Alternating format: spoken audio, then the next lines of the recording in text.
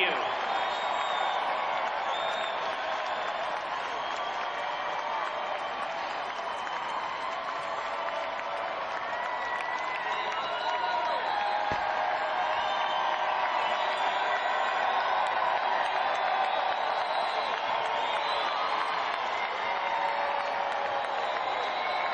Thank you, and God bless each and every one of you.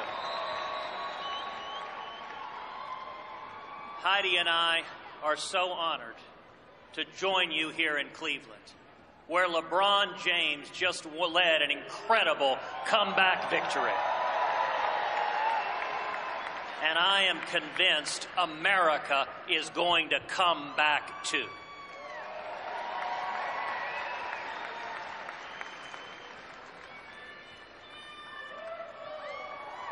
I want to congratulate Donald Trump on winning the nomination last night.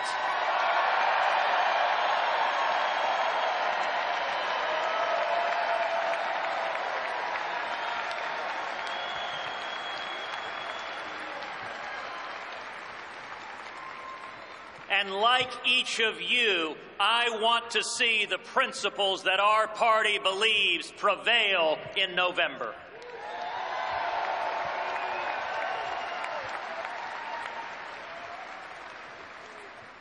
Conventions are times of excitement, but given the events of the last few weeks, I hope you'll allow me a moment to talk to you about what's really at stake. Just 2 weeks ago, a 9-year-old girl named Caroline was having a carefree Texas summer, swimming in the pool, playing with friends, doing all the things a happy child might do. Like most children, she relied upon the love that she received from her mom, Heidi, and her dad, a police sergeant named Michael Smith. That is, until he became one of the 5 police officers gunned down in Dallas. The day her father was murdered, Caroline gave him a hug and a kiss as he left for work. But as they parted, her dad asked her something he hadn't asked before. What if this is the last time you ever kiss or hug me? Later, as she thought of her fallen father and that last heartbreaking hug, Caroline broke down into tears. How could anything ever be okay again? Michael Smith was a former Army Ranger who spent 3 decades with the Dallas Police Department. I have no idea who he voted for in the last election or what he thought about this one. But his life was a testament to devotion.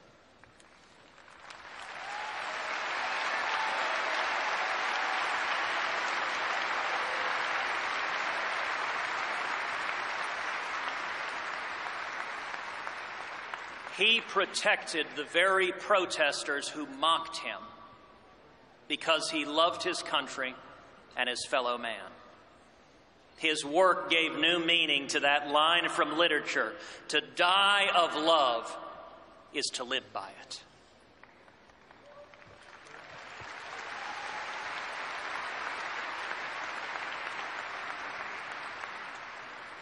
As I thought about what I wanted to say tonight, Michael Smith's story weighed on my heart. Maybe that's because his daughter, Caroline, is about the same age as my eldest daughter and happens to share the same name. Maybe it's because I saw a video of that dear, sweet child choking back sobs as she remembered her daddy's last question to her. Maybe it's because we live in a world where so many others have had their lives destroyed by evil in places like Orlando and Paris and Nice and Baton Rouge. Maybe it's because of the simple question itself. What if this, right now, is our last time? Our last moment to do something for our families and our country? Did we live up to the values we say we believe? Did we do all we really could? That's really what elections should be about. That's why you and millions like you devoted so much time and sacrifice to this campaign.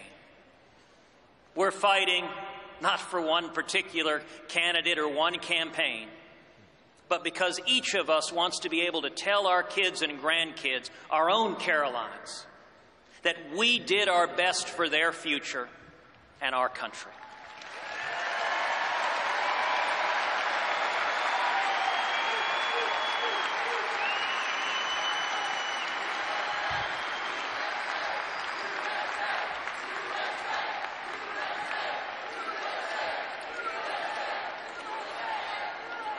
America is more than just a landmass between two oceans. America is an ideal, a simple yet powerful idea. Freedom matters.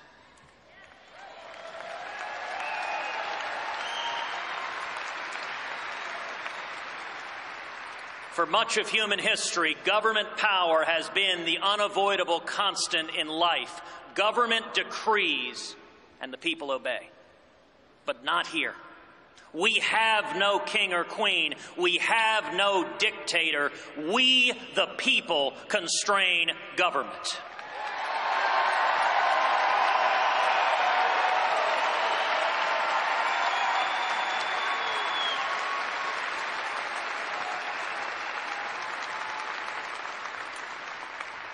Our nation is exceptional because it was built on the 5 most beautiful and powerful words in the English language.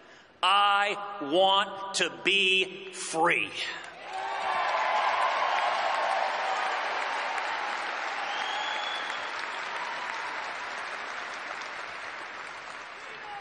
Never has that message been more needed than today.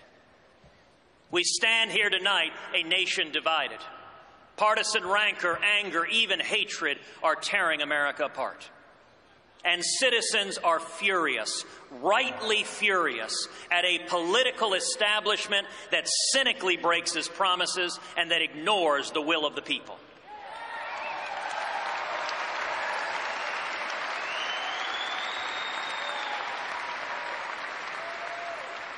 We have to do better. We owe our fallen heroes more than that.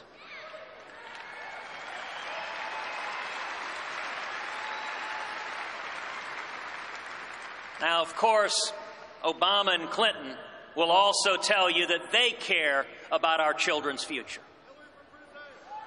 And I want to believe them. But there is a profound difference in our two parties' vision for the future.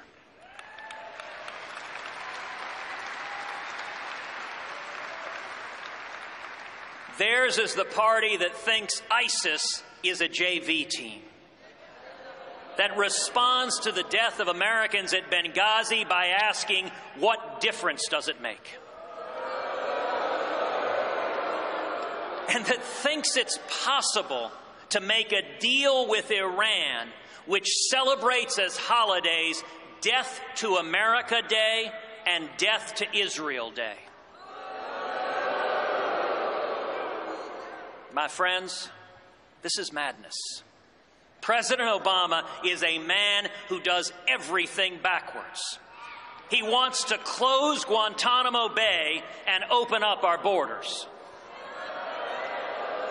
He exports jobs and imports terrorists. Enough is enough.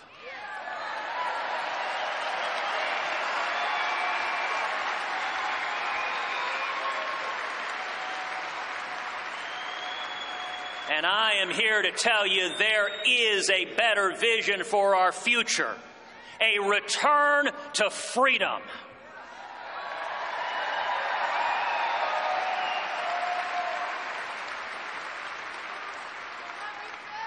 On education, your freedom to choose your child's education, even if you aren't as rich as Hillary Clinton or Barack Obama.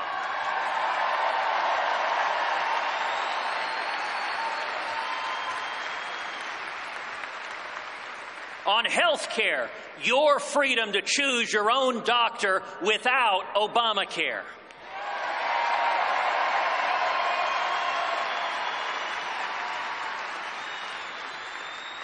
on taxes, your freedom to provide for your family without the IRS beating down your door.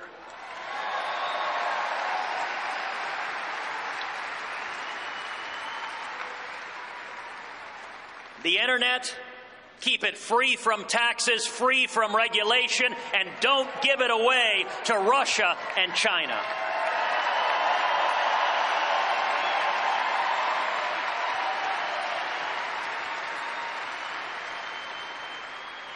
Freedom means free speech, not politically correct safe spaces.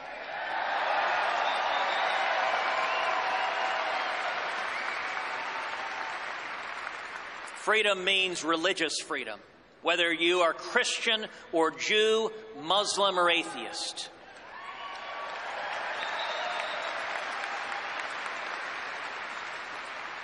Whether you are gay or straight, the Bill of Rights protects the rights of all of us to live according to our conscience.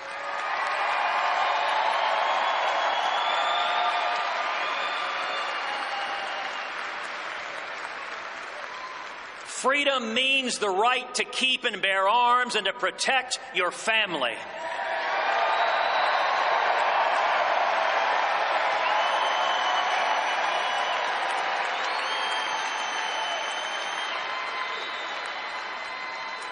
Freedom means that every human life is precious and must be protected.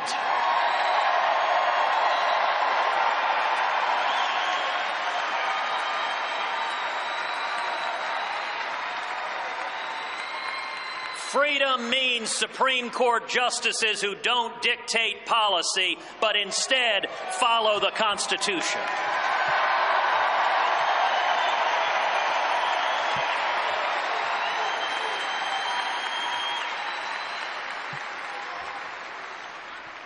And freedom means recognizing that our Constitution allows states to choose policies that reflect local values. Colorado might decide something different than Texas. New York, different than Iowa. That's the way it's supposed to be. Diversity.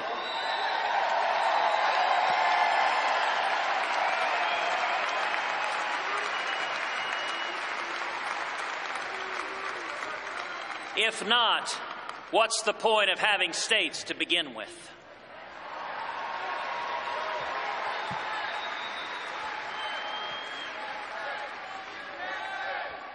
Now, Hillary Clinton believes that government should make virtually every choice in your life. Education, health care, marriage, speech, all dictated out of Washington. But something powerful is happening. We've seen it in both parties. We've seen it in the United Kingdom's unprecedented Brexit vote to leave the European Union.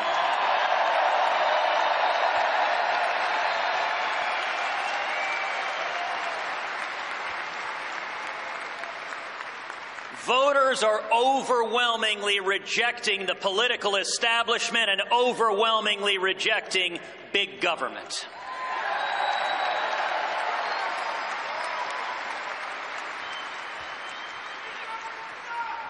That is a profound victory, and it is one earned by each and every one of you. People are fed up with politicians who don't listen to them, fed up with a corrupt system that benefits the elites instead of working men and women.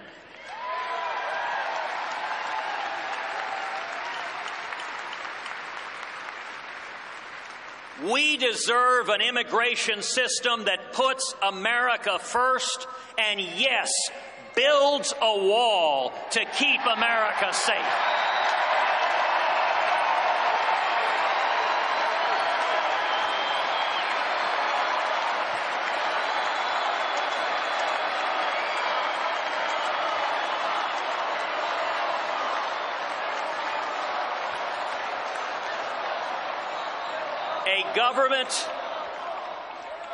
A government that stops admitting ISIS terrorists as refugees.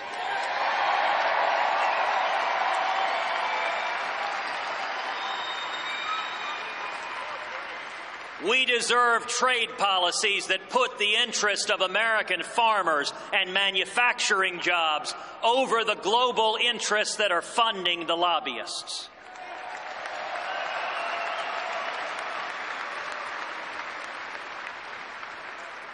And if we stand together and choose freedom, our future will be brighter. Freedom will bring back jobs and raise wages. Freedom will lift people out of dependency to the dignity of work.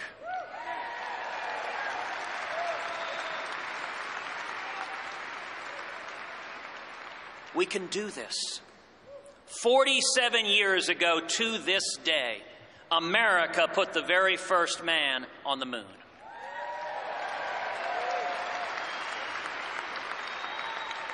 That was the power of freedom.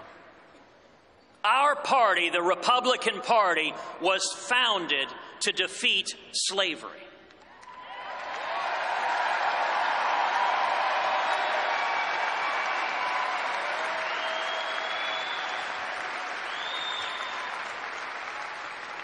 Abraham Lincoln, the first Republican president, signed the Emancipation Proclamation.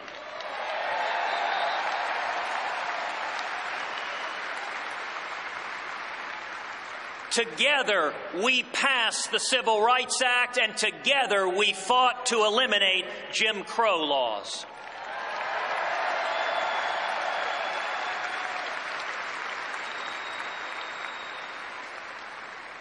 That's our collective legacy, although the media will never share it with you.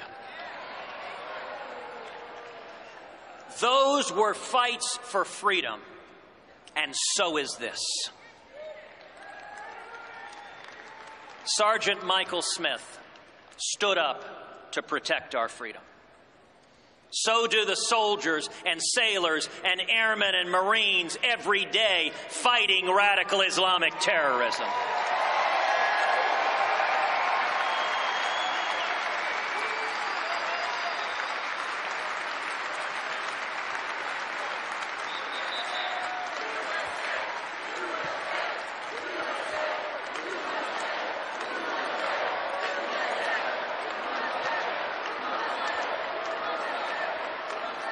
And so did the family of Alton Sterling, who bravely called to end the violence. So did the families of those murdered at the Charleston Emmanuel AME Church, who forgave that hateful, bigoted murderer.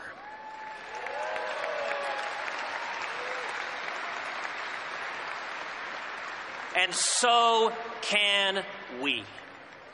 We deserve leaders who stand for principle, who unite us all behind shared values, who cast aside anger for love. That is the standard we should expect from everybody. And to those listening, please, don't stay home in November.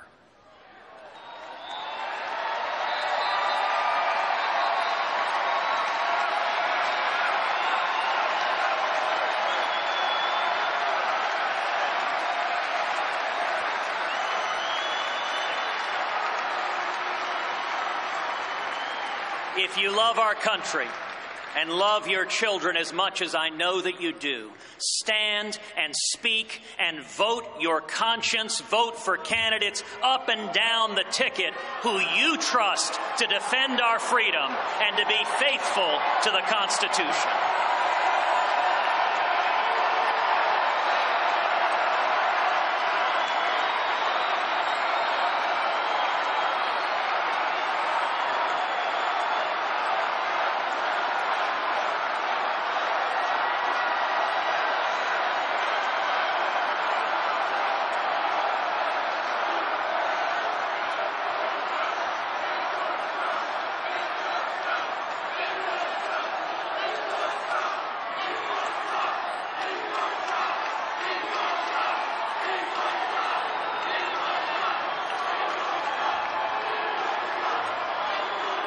appreciate the enthusiasm of the New York delegation.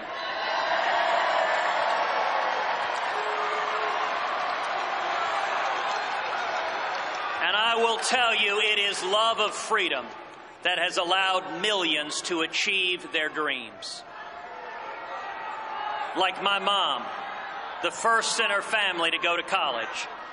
And my dad, who's here tonight, who fled prison and torture in Cuba, coming to Texas with just $100 sewn into his underwear.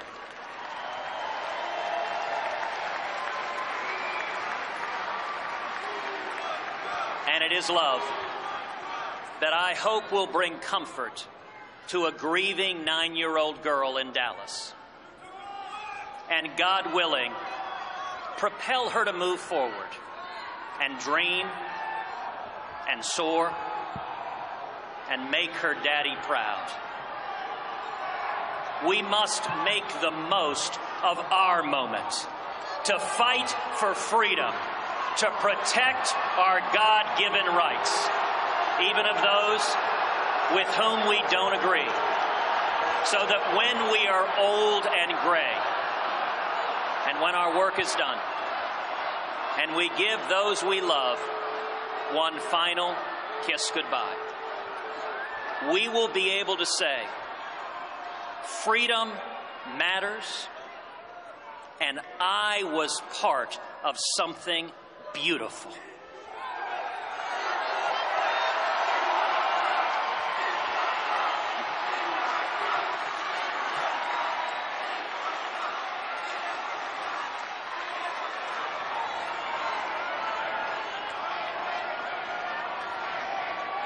The case we have to make to the American people, the case each person in this room has to make to the American people, is to commit to each of them that we will defend freedom and be faithful to the Constitution.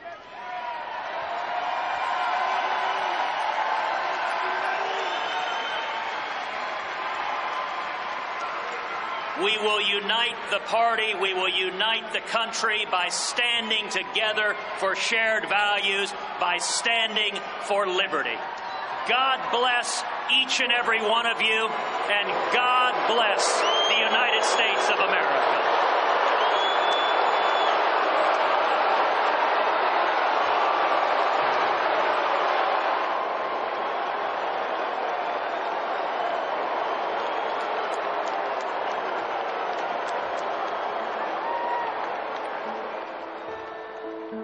My